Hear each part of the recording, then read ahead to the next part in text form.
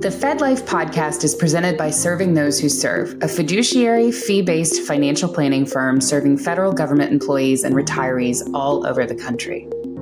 This podcast is for informational purposes only and is not intended to be taken as financial advice. All listeners should consult their personal advisors before taking any action. The opinions expressed by our hosts are their own and do not reflect the views, policies, or position of either Raymond James or Serving Those Who Serve. Episode of the FedLife podcast. As always, I am your host, Dan Sipe. Additionally, I'm the branch manager here at Serving Those Who Serve and Lee Sipe and Associates. And I will begin, as I always do, by saying thank you. Thank you for taking the time to listen today. And also thank you for your service to the government, to the country, to me, to everyone. You do not hear that enough. You will always hear it here. The other thing you'll always hear with me on FedLife is the guru, Ed Zerndorfer. He is here with us once again as part of our ongoing mission to reach, teach, and serve you. If you're a regular listener, you know what's coming next. At the outset, I need to say the opinions of our guest, Ed Zerndorfer, are not the opinions of Raymond James or Serving Those Who Serve, and that this podcast is intended for information only and is not meant to be taken as advice. All listeners should consult their personal advisors before taking any action. If you don't have a personal advisor, hit us up at Serving Those Who Serve. That's stwserve.com, and we will help you any way we can. As you know, with these episodes, we try and cover Ed's articles that appear in the Fed Zone, which you can find at fed-zone.com. And in this one, we are covering required minimum distributions, RMDs, for IRAs and TSP, and specifically that we've only got now about 2 months left in our RMD planning. So Ed, let's kick us off. Let's not assume people know exactly what we're talking about. General definition on an RMD, and then we'll jump in. Okay, Dan, an RMD stands for required minimum distribution. If an individual owns or is a participant in a qualified retirement plan, which includes a 401k plan, a 403b plan, a 457 plan, or the TSP. The TSP, they say, is not a qualified retirement plan, but it is. It follows all the rules of qualified retirement plans. So if you're a participant in one of those plans, and or you have a traditional IRA account. All these years you've been contributing to an IRA. Well, as long as you're under a certain age, you're not required to take any money out of these accounts. Now, true, with a qualified retirement plan, you retire from a company, and you have to be a certain minimum age of 55 for qualified retirement plans to start taking money out of the retirement plan without being subject to a penalty. But when you reach age 55, normally with a qualified retirement plan, including the TSP, if you're retired, then you're allowed to make penalty-free withdrawals from the TSP, 401k plan. You don't have to. You're not required to, but you can. With a traditional IRA, the magic age is 59 and a half. Once again, when you reach 59 and a half, you're not required to take money out of the IRA. You can leave it. As long as you leave it in the account, the money will grow tax-deferred. But when you reach a certain age, and that age is called the required beginning date. What is the required beginning date? Over the years, it's changed. It used to be 70 and a half for certain people, that's 72, and now we're all the way up to age 73. And then there's also age 75. Now, what your required beginning date is depends what year you're born. So if you're born anytime after January 1st, 1951, your required beginning date is April 1st, following year that you turn 73. If you're born after December 31st, 1959, your required beginning date is April 1st, following the year that you turn 75. But here's the point. Gotcha. When you reach that required beginning date, then you are required to take out a minimum from your retirement account or traditional IRA. It's called the required minimum distribution. It's the minimum amount you have to take out in order to not be subject to what's called an excess accumulation penalty. The IRS has this penalty. Until recent years, it's been a nasty penalty. 50%. If you didn't take out your required RMD or RMD, let's say it's $10,000, the IRS is going to impose a penalty of $5,000. That's 50% of what you were supposed to take out, but you did. So you want to make sure you take out your RMD. And I know that talking to clients, I have a tax practice, and I remind them that when they reach that required beginning date, they have to take out a certain amount, and their retirement plan administrator, their IRA custodian will tell them what that amount is. In most cases, they get very upset. They get very upset saying, what? The government's forcing me to take money out of my account. Well, this is not, don't look at it as a penalty. I have some clients tell me, oh, the government's stealing my money. They're not stealing your money. All the government is saying, all the IRS is saying is, all these years, we've been giving you tax-deferred growth in your accounts. All we're asking is, when you reach this age, take out a minimum, take out the money, pay the taxes due, federal and or state, and then with the rest of it, enjoy the money. Sure. Spend it, enjoy it, because after all, you've reached the age now where you have every right to do so. You've saved well. Now enjoy yourself and spend the money. If you want to reinvest it, fine. You're allowed to do it in a non-retirement account, of course, but it's not a penalty. Right. Gotcha. And Ed, following your article, you mentioned also that we've had 2 updates to those laws with the Secure Act and the Secure 2.0, which moved these dates around. Because I know forever it was 70 and a half. Yes. 70 and a half was the required beginning date. So touch briefly on which act changed what. Okay. So the Secure Act 1.0, they call it the Secure Act, but it's really Secure Act 1.0, which was passed, Dan, in December 2019, and it became effective January 1st, 2020, changed the required beginning date from as follows. If an individual was born before July 1st, 1949, then the required beginning date was April 1st following the year they turned 70 and a half. When Secure Act 1.0 was passed, it changed the required beginning date as follows. For those individuals born after June the 30th, 1949, the required beginning date is April 1st, following year they turn 72. Gotcha. Okay, so the cutoff date was July 1st, 1949 now. Secure Act 2.0 passed in late December 2022. It became effective January 1st, 2023. Further changed the required beginning as follows. If you were born after December 31st, 1949, and before January 1st, 1960, your required beginning date was April 1st following the year that you turned 73. If you were born any time after December 31st, 1959, your required beginning date was April 1st following the year that you turned 75. So we have a bunch of dates here. So I was born on January 17th, 1951. So I just got in there. Otherwise, I would have had to take my first required, my RMD for my IRAs, for that matter, TSP, this year in 2023. But I just got under the wire. Gotcha.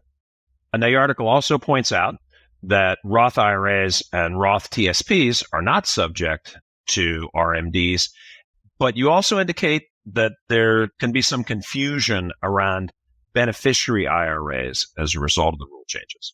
Yes. Let me just add one more thing, Dan.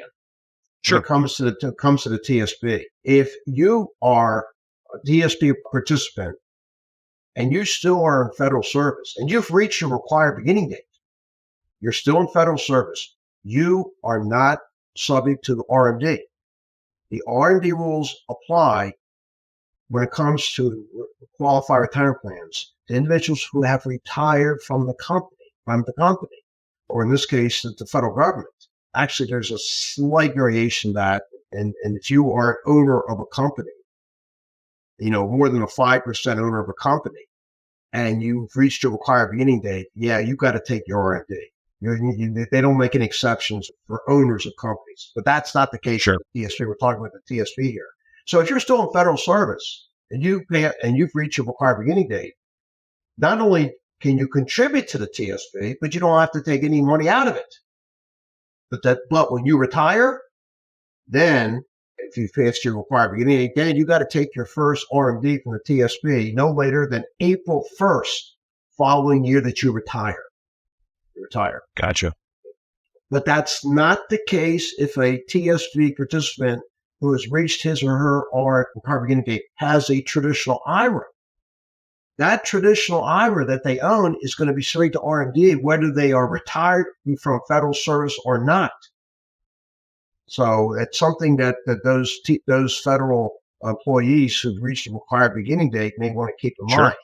Just one bit of advice I have for them. If they don't want to take that traditional IRA RMD, if you are still in federal service, let's say you're getting close to your required beginning date, you're still in federal and you're going to work past your required beginning date, and you really don't want to take that RMD from that traditional IRA, one thing you could do is to transfer to a direct rollover or a direct transfer of that traditional IRA into your traditional TSP account.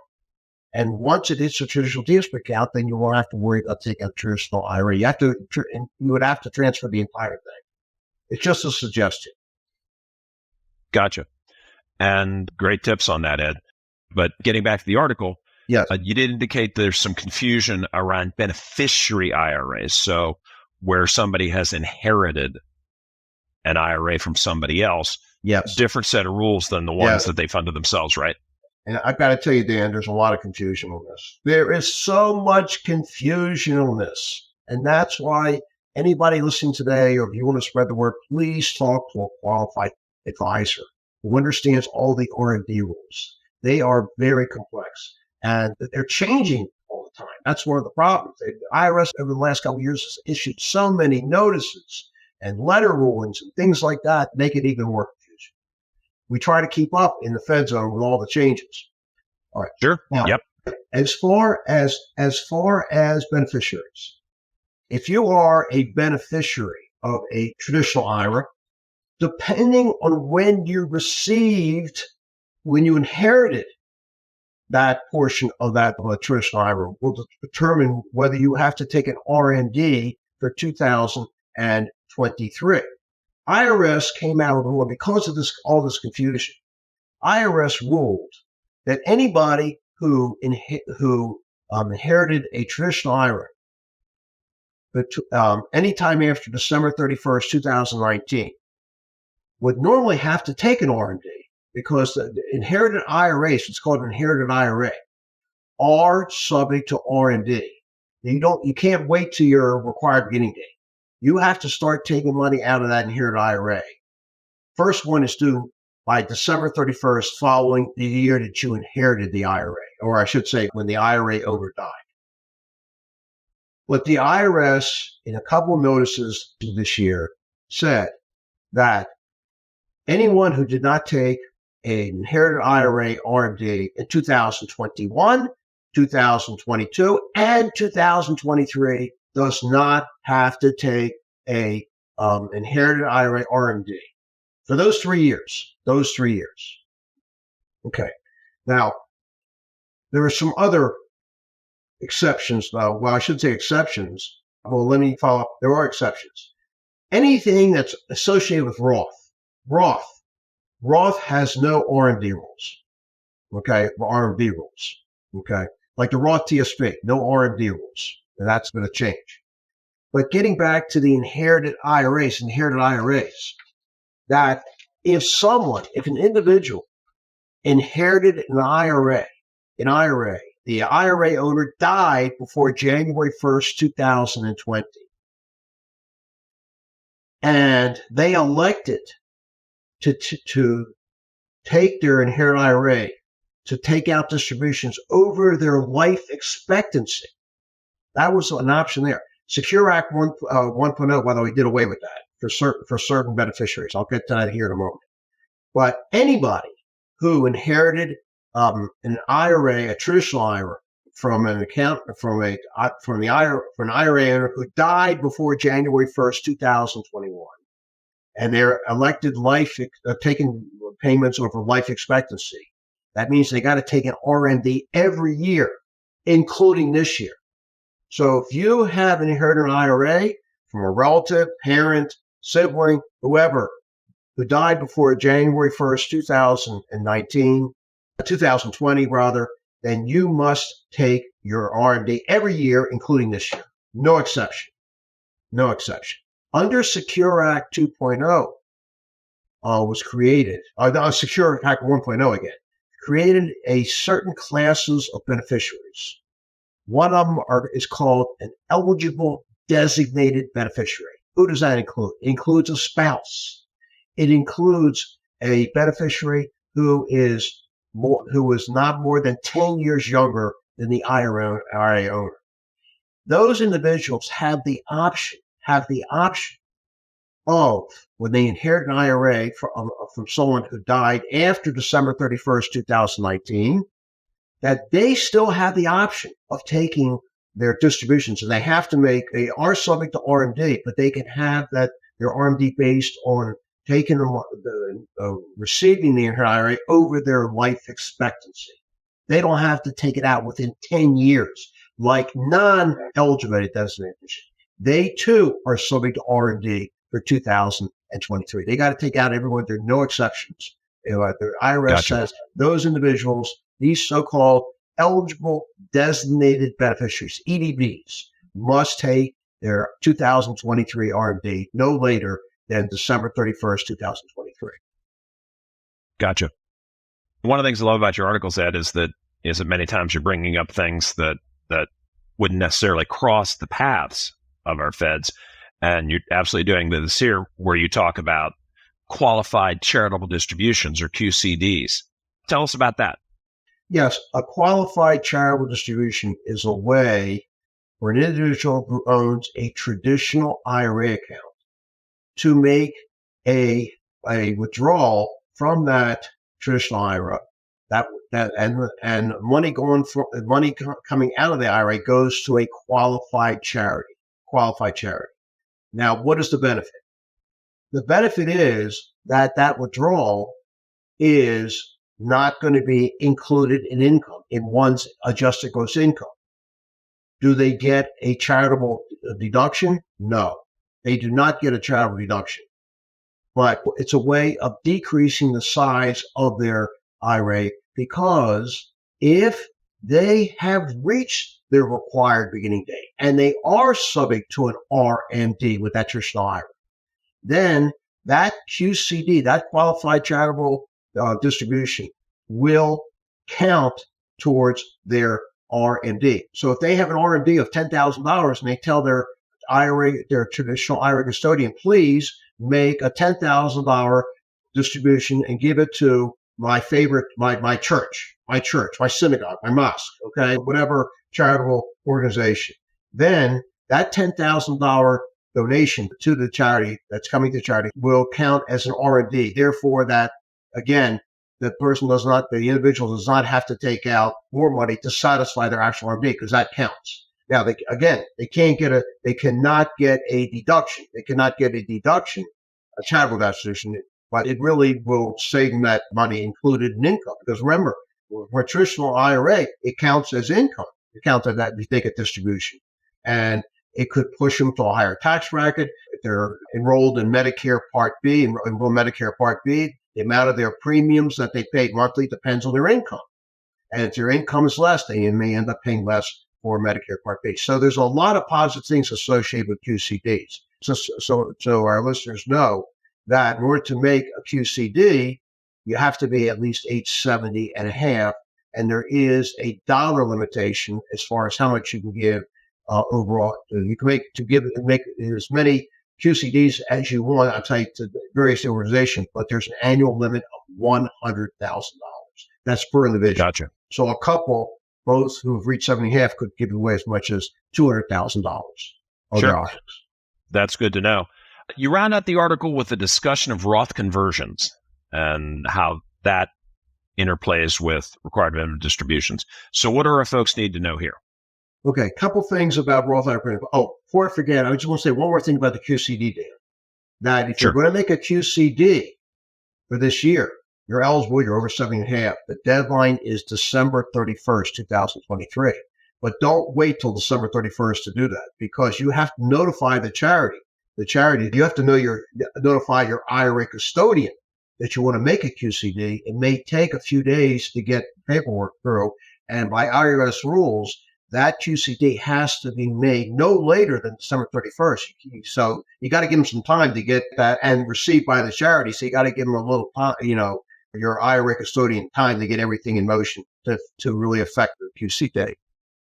Yes. Thank you for that, Ed. On behalf of advisors everywhere, thank you for that, because sooner is way better than later on that. Yeah, I can just see, Dan, somebody calls you up on December 31st in the morning. Dan, this needs to be done like yesterday. It really has to be. I'm sorry I called you late, but I know you could take care of it. Please make my QCD by midnight tonight. Yeah. I can just see that happen. You just wrecked my New Year's Eve there, Ed. oh, by the way, and this year I looked at the calendar. December 31st is a Sunday, so I don't think you'll be in the office. So let's make a deadline of maybe at least December the 27th to give you a little time. Yeah. Now for me, I like thinking about QCDs around the time that you might be, I don't know, giving thanks. When might everybody be giving thanks in the United States of America? Oh, wait. Thanksgiving. That's a great time to make your QCD decision. November 23rd. Okay. So let's get back on track and talk about those Roth conversions. Let's talk about Roth IRA conversions. There is a lot to be said about converting a traditional IRA to a Roth IRA. We just talked about the fact that traditional IRAs are subject to RMDs. One of the beauties of the Roth IRA, is the fact that a Roth IRA is not subject to RMD.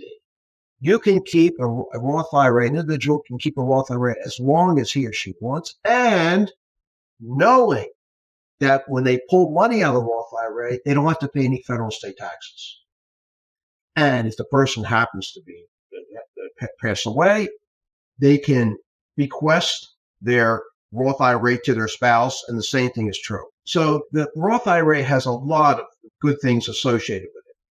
Now, the problem is that many individuals, because their income is too high, and this includes federal employees and federal retirees, they're not allowed to contribute to a Roth IRA because Roth IRAs every year have adjusted gross income limitations as far as contributions. These individuals who are subject to who cannot make these Roth IRA contributions, that should be the worst problem, having too much income. So what is the alternative to contributing to a Roth IRA? Converting a traditional IRA to a Roth IRA. And anybody can do that. There are no income limitations. The problem is, Dan, that you have to pay tax on what you're converting. And the process of converting a traditional IRA to a Roth IRA, it can be a little complex, but what individuals have to keep in mind that there are, in my opinion, certain requirements that the person must fulfill in order to do this. Number one, they have to have enough money set aside in liquid assets to pay the taxes due. That's number one. Because a Roth IRA conversion, a traditional IRA converted to a Roth IRA is a taxable transaction.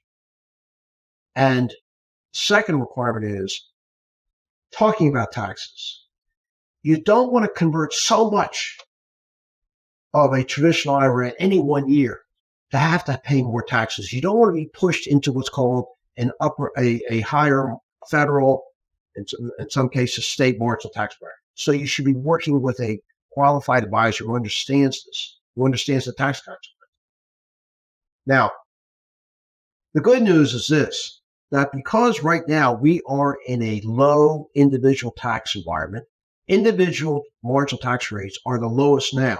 They've been this way ever since the passage of the Tax Cuts and Jobs Act of 2017, in which individual tax rates in this country are the lowest they've ever been. Here's the problem. That Tax Cuts and Jobs Act of 2017 is due to expire as of January 1st, 2026. At that time, if Congress does not renew the legislation associated with Tax Cuts and Jobs Act of 2017, individual tax rates are going to revert to what they were prior to passage. That means 2017 tax rates, inflation adjusted, tax rates are going to go back up. So if someone is going to be doing a Roth IRA, a traditional IRA conversion to a Roth IRA, now is a good time to do it before these tax cuts expire. So we have a little over 2 years to consider doing these Roth conversions. And ideally, it'll be spread over the next couple of years in order to so that you don't want to convert so much in any one year to push you into a higher tax bracket. So in the column that I wrote, I suggested individuals who are interested in doing these conversions look at their income, their taxable income so far this year, and figure out what marginal tax bracket they're in, especially federal. They may have to talk to their tax advisors to do this, but it's worth it to see how much more taxable income they can afford if that they're going to have between now and the end of this year, so that they're not going to be pushed into a higher tax bracket, and that will determine how much of a traditional IRA that you can afford to, in my opinion, convert, so as not to be pushed into a higher tax bracket. Gotcha.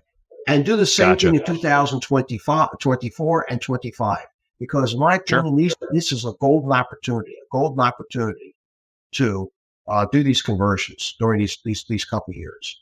Now, please, individuals who are interested in conversions, like I said a few moments ago, work with a qualified advisor. Don't do this on your own, because you could end up really owing more in taxes than it's worth. Also, you got to consider what's going to happen in retirement.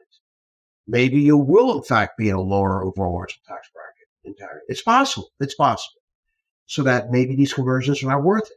Also, I was mentioning about Medicare Part B.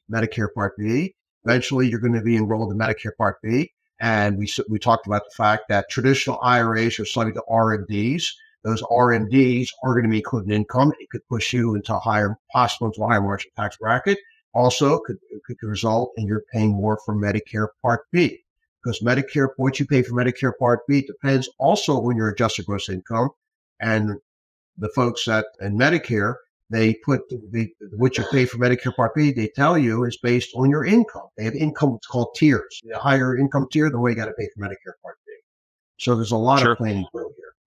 So these three things absolutely have deadlines of December 31st. We're talking about the taking your R&D, QCDs, and Roth conversions. So we have about 2 months to make sure that we're doing things that will in the future will help us. Absolutely. As always, Ed, your articles are on point and timely. So again, thank you for what you're doing, every day for our friends in the federal community, and how you help us raise up the level of our knowledge within the firm. Folks, that is a wrap. We will see you at our next podcast. Hit that subscribe button if you're new, so then you won't miss a thing with Ed and I. Don't forget about our sister podcast, the Fed 15. Caitlin Murray and I do that every single week, shorter format, some of the stuff that you might have missed but need to know. We are serving those who serve. Be sure to subscribe to the podcast on our YouTube channel, as well as Spotify. Remember to share it with your friends and even some strangers. Do not forget our live webinars every single week. Just go to stwserve.com. You'll see the webinar button. Click it. It'll take you to the menu.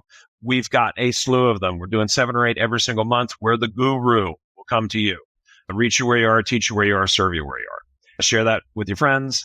They will thank you. And don't forget to read Ed every single week in the Fed Zone. That's fed-zone.com. And don't forget to sign up for our weekly serving. The best of Ed and the other Fed stars will be sent straight to you. So for Ed, the crew at Serving Those Who Serve, and me, Dan Sipe, I will sign off as I always do by saying, good luck, Godspeed, and above all, remember, it's your Fed life. Make it a great one, because you deserve it. Stay well, everybody. We are out.